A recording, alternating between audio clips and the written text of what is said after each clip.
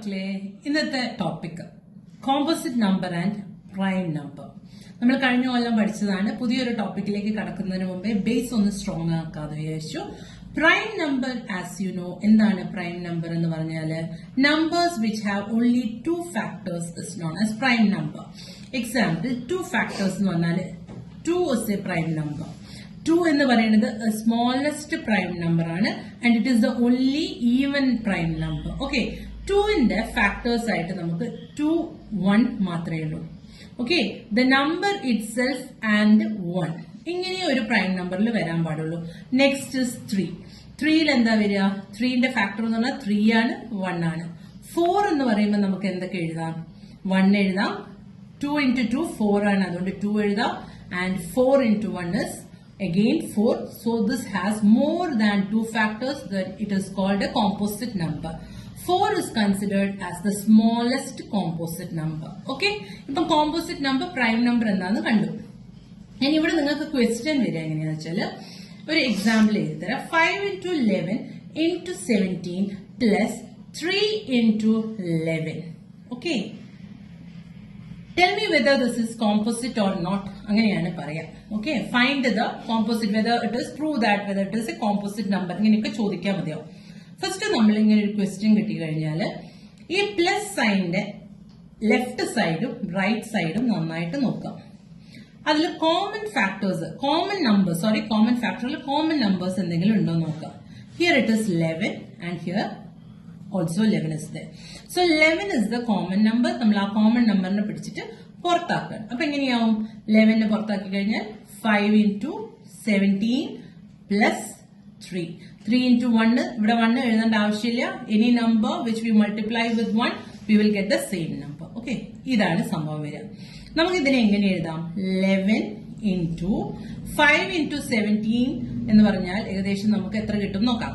17 into 5 35, 3 85 കിട്ടും. 85 plus 3 is again 88. 11 into 88. ഇതിന് നമുക്ക് ഈ ഒരു നമ്പറിനെ നമുക്ക് 11 into 88 ഫോമിലേക്ക് ചുരുക്കാൻ പറ്റി. സോ നമ്മൾ ആദ്യമേ പറഞ്ഞിട്ടുണ്ട്, ഏതെങ്കിലും രണ്ട് നമ്പേഴ്സിന് മൾട്ടിപ്ലൈ ചെയ്തിട്ട് ഒരു നമ്പർ കിട്ടുവാണെങ്കിൽ that is composite number. Here നമ്മൾ 11ഉം 88നും മൾട്ടിപ്ലൈ ചെയ്താൽ ഈ നമ്പർ കിട്ടും. So this number is A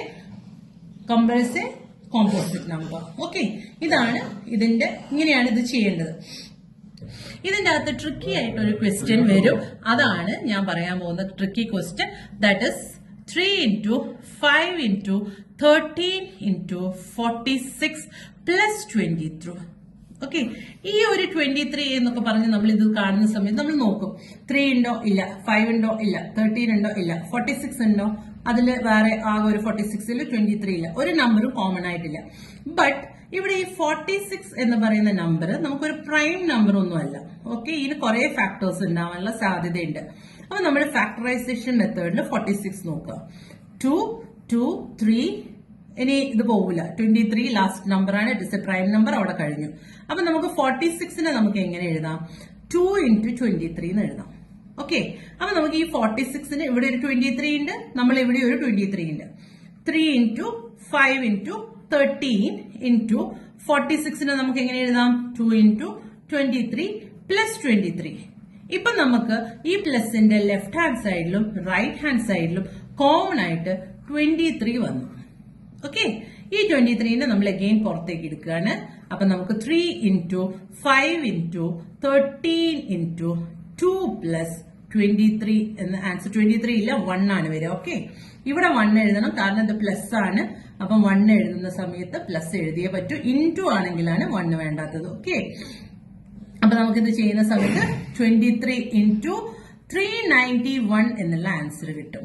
again we can prove that ഈ നമ്പറിനെ നമുക്ക് രണ്ട് നമ്പറിന്റെ പ്രൊഡക്റ്റ് ആക്കി എഴുതാൻ പറ്റി. So this number is A composite number. ഇതിന്റെ പോലത്തെ കുറച്ച് ക്വസ്റ്റ്യൻസും കൂടി ഉണ്ട്. അത് ഞാൻ ഇതിന്റെ ലിങ്കിൽ നിങ്ങൾക്ക് എക്സ്ട്രാ വർക്ക്ഷീറ്റ് ആയിട്ട് തരാം.